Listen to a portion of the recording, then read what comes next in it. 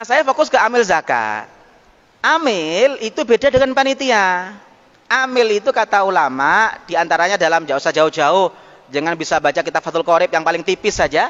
Di situ dijelaskan amil itu adalah manista'malahul imam ala akhlis sadaqat wa daf'iha limustahiqiha. Yang dimaksud amil adalah orang yang diangkat oleh pemerintah untuk ngambil zakat dan menyerahkannya kepada mustahik.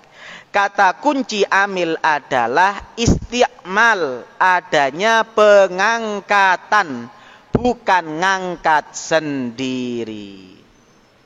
Panitia zakat di masjid itu diangkat atau ngangkat sendiri? Ngangkat sendiri, ditentok-tentokno dhewe.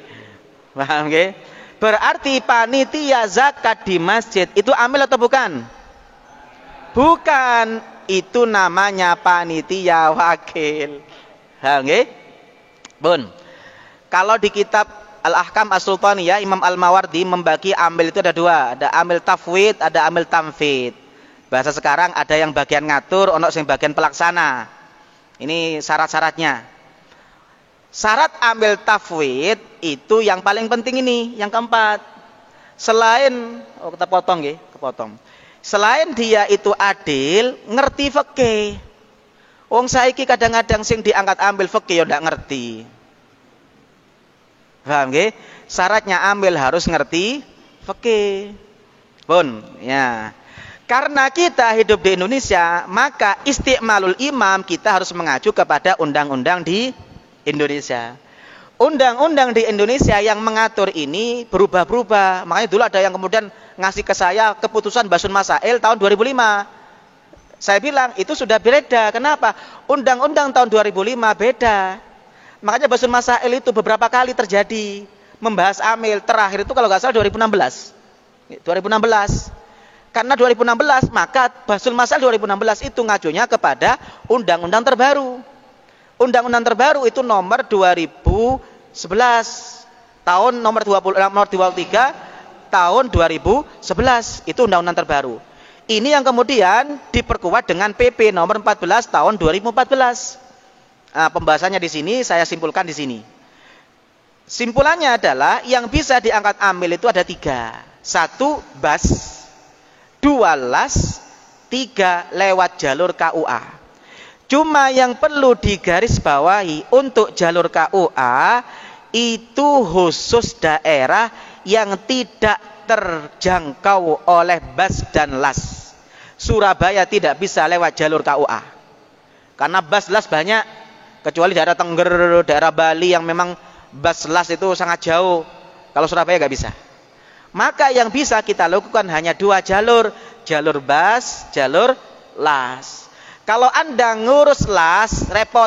Yang paling mudah untuk masjid adalah cukup menjadi UPZ las atau UPZ bas.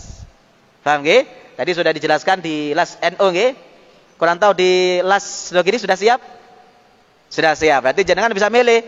Nanti bisa jadi UPZ las Sidogiri atau jadi las ada jadi UPZ las NU. Nah, jangan tinggal nanti tidak lanjuti. Pun. Ini. Jadi kalau kita lihat, nah ini UPZ bisa pakai bas atau UPZ NU Muhammadiyah atau Sidogiri. Kalau yang UKUA itu tidak bisa berlaku di Surabaya karena sudah terjangkau oleh keduanya. Saya kasih contoh ini takmir masjid rutinan saya. Dia setelah saya jelaskan itu kemudian membuat pengajuan ke BAS dia. Setelah diajukan baru dapat SK dari BAS. SK-nya seperti ini. Baru dia bisa menjadi amil. Saya menjelaskan ini dulu yang protes banyak. Ada satu masjid itu yang protes ke saya, Ustadz, sampai ini Ustadz anyaran akeh-akeh pola. Ustadz anyaran nyalah-nyalah no katanya. Loh saya bilang, itu bukan saya. Keputusan ini lama. NU sendiri itu sudah membuat surat edaran 2018. Basul Masail tentang las itu, tentang amil itu seingat saya waktu saya mondok di Sidogiri sudah ada 2005. Kemudian ada lagi Basul Masail. Masalahnya itu bukan nggak ada orang yang menjelaskan. Sing dijelaskan nggak gelem ngrungokno. Nggak gelem ngaji. Wis karepe dhewe wis enak ngene tak lakoni wis. Paham nggih? Saya bilang lagi yang kedua, saya gak punya kepentingan. Karena saya bukan orang las, saya bukan orang bas. Saya hanya menjelaskan yang benar seperti apa. Paham nggih? Pun. Nah,